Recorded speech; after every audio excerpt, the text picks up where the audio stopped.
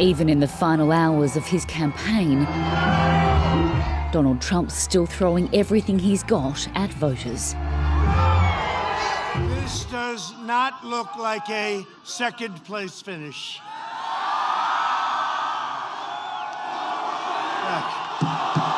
Scranton, Pennsylvania was just one of 5 rallies he staged in a last-ditch sweep of the battleground states.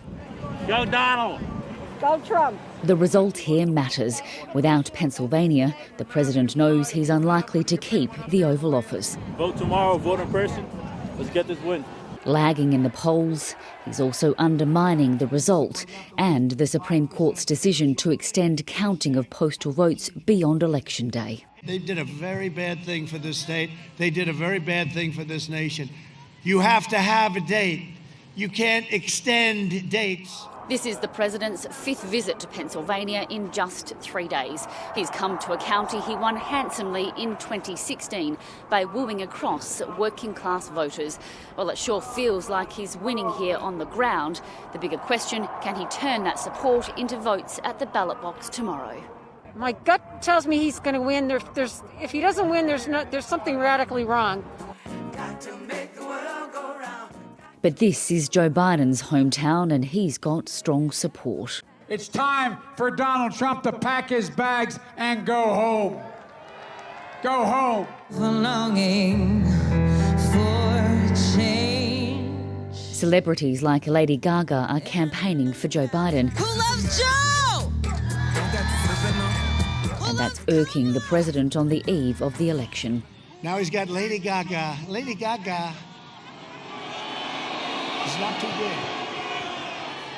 I could tell you plenty of stories. I could tell you stories about Lady Gaga. I know a lot of stories about Lady Gaga. This country is nervous, with many people fearing violence if celebrations or protests get out of control. In many cities, streets are being closed and stores boarded up, even on one of Los Angeles' most famous shopping strips, Rodeo Drive.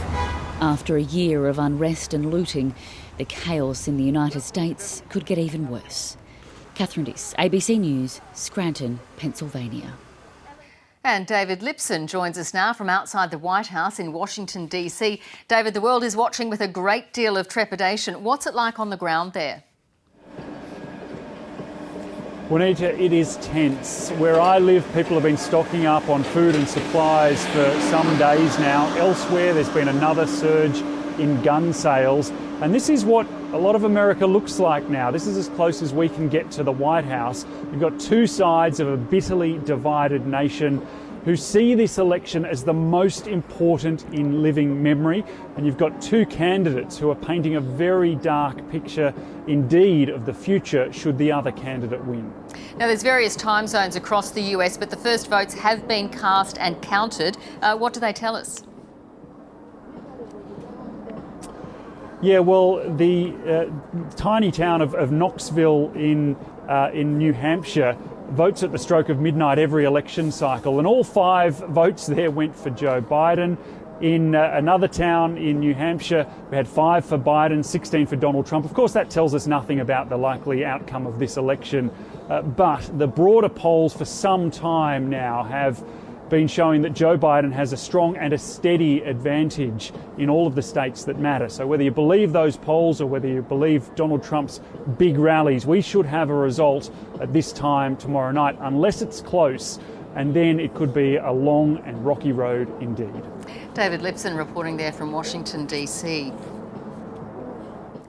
While Joe Biden is ahead in all the major polls, the big question is if he can win enough college votes to be elected president. Here's our election analyst Anthony Green with a look at what states Mr Biden needs to win to beat Donald Trump.